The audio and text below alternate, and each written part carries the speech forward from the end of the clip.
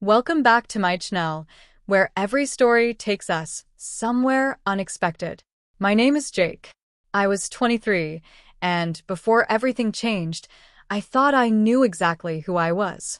I was an ordinary guy. I loved sports, hanging out with my friends, and living a simple life. I never spent much time questioning my appearance or identity. I was just Jake, and I was comfortable with that. Then I met Emily. Emily was completely different from me. She was spontaneous, adventurous, and sometimes so unpredictable that I never knew what she might do next.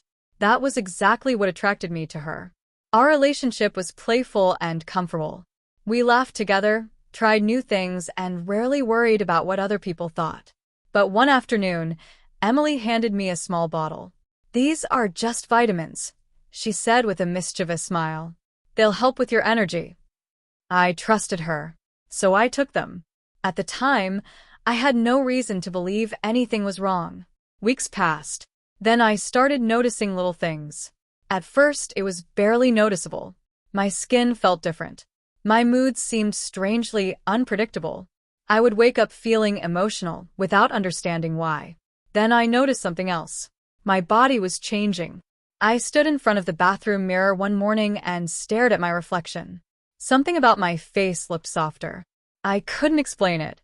Maybe I'm imagining things, I told myself. But the changes didn't stop. My clothes began fitting differently. My body seemed softer, and I noticed subtle changes in my shape. Every morning, I found myself checking the mirror. And every morning, I had more questions. Emily noticed. Whenever she caught me staring at myself, she would simply smile. "You look great, babe," she'd say. But that only made me more suspicious. Eventually, I couldn't take it anymore. One evening, I confronted her. "What are you doing to me?" My voice shook. For a moment, Emily said nothing. Then she finally admitted the truth. She had been putting hormones into my food. Without telling me, without asking me, without my permission. I was furious. "How could you do this?" Emily tried to explain. She said she wanted me to become more feminine and believed the changes would help me discover a side of myself I had never allowed myself to see. But that didn't make what she'd done okay. My body was changing without my control, and that scared me. Yet, beneath the anger, there was another feeling I couldn't understand. Sometimes when I looked at myself, I didn't completely hate what I saw. That frightened me even more. Was I beginning to like the person I was becoming? Or was I simply becoming accustomed to something I had never chosen? I didn't know. I needed someone to talk to. So I called my best friend, Alex. I told him everything. There was silence on the phone. Finally, he said, "Jake, that's seriously messed up. She had no right to make that decision for you." I knew he was right. "You need to set boundaries," he continued. "Whatever happens next has to be your choice." His words stayed with me. For the first time, I realized that there were two separate questions. The first was whether Emily had done something wrong. She had. The second was what I wanted to do now. And that answer wasn't nearly as simple. The next morning, I stood in front of the mirror again.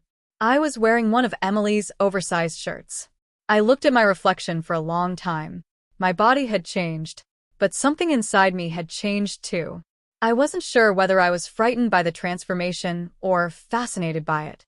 Then my phone rang. It was Emily. "Hey, babe," she said. "I was thinking we could go out today. I want you to see how far you've come." My stomach tightened. Part of me wanted to tell her no. Another part wanted to see what would happen next. After a long pause, I said, "Okay." But as soon as I ended the call, I questioned my decision. Was I following Emily's path? Or was I finally beginning to discover my own? The days that followed became a blur. Every morning brought another reminder that I was changing. My clothes felt different. My appearance looked different. Even the way I saw myself seemed to be shifting. Sometimes I hated it. Sometimes I was curious. And sometimes, unexpectedly, I felt confident. That contradiction was the hardest part. I didn't want Emily deciding who I should become. But I also couldn't deny that the changes had made me question things I'd never questioned before. One afternoon, I passed a shop window and caught my reflection. I stopped. For a second, I barely recognized myself. My face looked softer. My posture had changed. My hair had grown longer. I looked different. But instead of immediately looking away, I kept staring. There was fear in my eyes. But there was something else too. Curiosity. Maybe I wasn't simply losing myself. Maybe I was discovering something about myself that had always been there. Still, I refused to let Emily make that decision for me. My identity couldn't belong to someone else. I had to choose. Then Emily invited me to a small gathering at her friend's house. At first, she described it as a normal party. But when I saw the outfit she had prepared for me, I understood. She wanted me to attend as a more feminine version of myself. I stood in front of the mirror, holding the outfit. My heart was pounding. I could have refused. Nobody could force me to go. But this time, I decided that if I stepped outside, it wouldn't be because Emily had ordered me to. It would be because I wanted to face the fear myself. I got ready. I put on the outfit. Emily helped with my hair and makeup. When I finally looked in the mirror, I froze. The person staring back at me was unfamiliar. Yet somehow, she also felt strangely familiar. Emily smiled. "You look beautiful." I didn't know how to respond. Then the doorbell rang. People began arriving. Suddenly, everything felt real. I could feel their eyes on me. Some people looked curious. Others whispered quietly. For a moment, I wanted to run. I felt like everyone was judging me. Then I looked at Emily. She wasn't laughing. She wasn't making fun of me. She simply held out her hand. I took it, and something inside me became clear. This wasn't about proving anything to Emily. It wasn't about impressing the people at the party.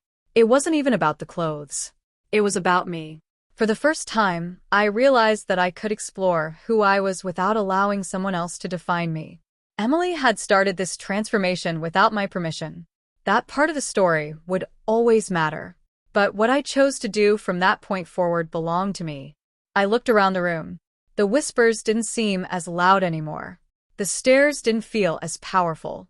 I was still nervous. I still had questions. But I wasn't hiding. I was standing there, facing everyone, and facing myself. Emily squeezed my hand. "You don't have to do this alone," she whispered. I took a deep breath. For the first time in weeks, I didn't feel like I was watching my life happen from the outside. I felt present. I felt like I had a choice. My transformation wasn't finished. Maybe it had never really been about becoming someone else. Maybe it was about understanding myself. I didn't know exactly who I would become. And honestly, I didn't need to know yet. What mattered was that the next step would be mine. I had spent so long wondering whether I was still Jake. Now I understood something much more important. My identity wasn't something another person could choose for me. It was something I had to discover for myself. The future was uncertain. But for the first time, uncertainty didn't scare me. It felt like possibility. And as I stood there surrounded by unfamiliar faces, I realized that sometimes the hardest journey isn't becoming someone new. It's finally finding the courage to decide who you want to be. Thank you for joining us for another journey here on Zoe Stories. If you enjoyed this story, don't forget to subscribe and turn on notifications so you never miss the next chapter. Until next time, keep exploring, keep imagining, and keep believing in the magic of storytelling. The party ended later that night, but I couldn't stop thinking about what had happened. For the first time, I had stepped into a room without hiding behind excuses. I had expected humiliation. Instead, I discovered something I hadn't anticipated. I felt calm. Not completely comfortable. Not completely confident. But calm. On the drive home, Emily was unusually quiet. Finally, she looked at me. "You seem different tonight." I stared out the window. I was different. She smiled. But this time, I didn't smile back. "Emily, there's something you need to understand." Her expression changed. "What?" "You can't decide who I become." She looked down at her hands. "I know." "No," I said quietly. "I don't think you do." The car became silent. "I trusted you," I continued. "And you made a decision about my body without asking me. Whatever happens from now on has to be my choice." Emily didn't argue. For once, She simply listened. "I'm sorry," she finally said. Those 2 words didn't erase what had happened, but they mattered. When we arrived home, I went straight to the bathroom and looked into the mirror. The person staring back at me was still unfamiliar, but something had changed. I wasn't asking, who is Emily turning me into? I was asking, who do I want to become? That was a completely different question. Over the next few days, I started taking control of my own decisions. I talked to a professional about what had happened and learned that I needed to be careful about any medication or hormone-related changes. I stopped taking anything that hadn't been prescribed or approved for me. For the first time, my body was becoming my responsibility again, and that gave me a strange sense of relief. I also began talking honestly with Alex. "I think I'm finally figuring something out," I told him. "What's that?" "I don't know exactly who I am yet." Alex laughed softly. "Then maybe you don't have to know yet." That simple answer stayed with me. Maybe identity wasn't a box I had to choose immediately. Maybe I was allowed to explore. Maybe I was allowed to change my mind. Maybe I was allowed to discover something new about myself without anyone else controlling the process. Emily and I also had difficult conversations. Our relationship wasn't magically fixed. Trust had been damaged, but she began trying to understand me instead of trying to shape me. One evening, she asked, "Do you still want to explore this side of yourself?" I thought carefully before answering. "Yes." Her eyes widened. "But this time," I continued, "I want to choose what that looks like." She nodded. "Then I'll follow your lead." Those words meant more to me than she probably realized. Weeks passed. I started experimenting with my appearance on my own terms. Sometimes I dressed traditionally masculine. Sometimes I tried something more feminine. Sometimes I looked in the mirror and smiled. Other times I changed back immediately. And that was okay. I didn't need to prove anything. I didn't need to become anyone's idea of the perfect version of myself. I just needed to be honest. One afternoon, I stood in front of the mirror wearing an outfit I'd chosen completely by myself. No pressure. No secret pills. No expectations. Just me. I looked at my reflection. And for the first time, I didn't see a stranger. I saw Jake. Maybe a different Jake. Maybe a Jake who had learned something important. But still me. I realized the transformation had never really been about becoming a woman or remaining a man. It had been about control. For weeks, I had felt like my body and identity belonged to someone else. Now I finally understood that they belonged to me. Emily walked into the room. She stopped when she saw me. "You look happy." I smiled. "I am." She nodded. Then she asked the question I had been waiting to hear. "Is this really what you want?" I looked at myself one more time. Yes. And this time, there was no hesitation. Not because I had discovered some perfect answer, but because the decision was finally mine. My story wasn't finished.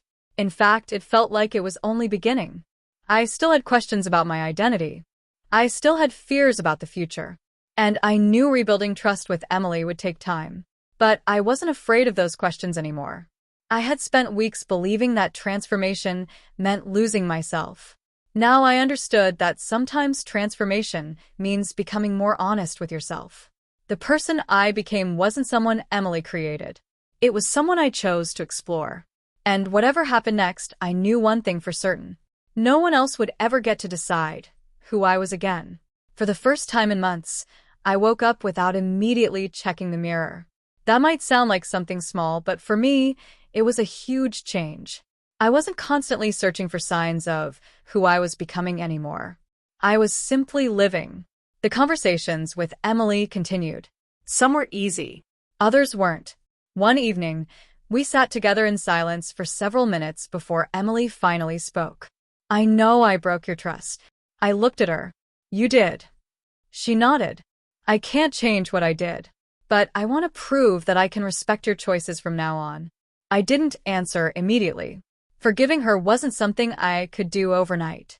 But I could see that she was finally beginning to understand the difference between supporting someone and controlling them. "I don't know what our future looks like," I said. "I understand. And I don't know exactly who I'm going to become." Emily smiled gently. You don't have to know. Those words made me realize how much things had changed. A few months earlier, Emily had wanted to decide my future for me. Now she was telling me that I didn't need to have all the answers. That was the kind of support I had needed from the beginning. Meanwhile, I continued exploring my appearance. I discovered that I actually enjoyed certain feminine styles. Not because Emily wanted them, not because anyone expected them, because I chose them. I also discovered things I didn't like. And that was just as important. One weekend, Alex invited me out with some friends. For a moment, I hesitated. I wondered how they would react if they noticed the changes in me. But then I remembered something. I wasn't responsible for controlling everyone's opinion. I could only control how I responded.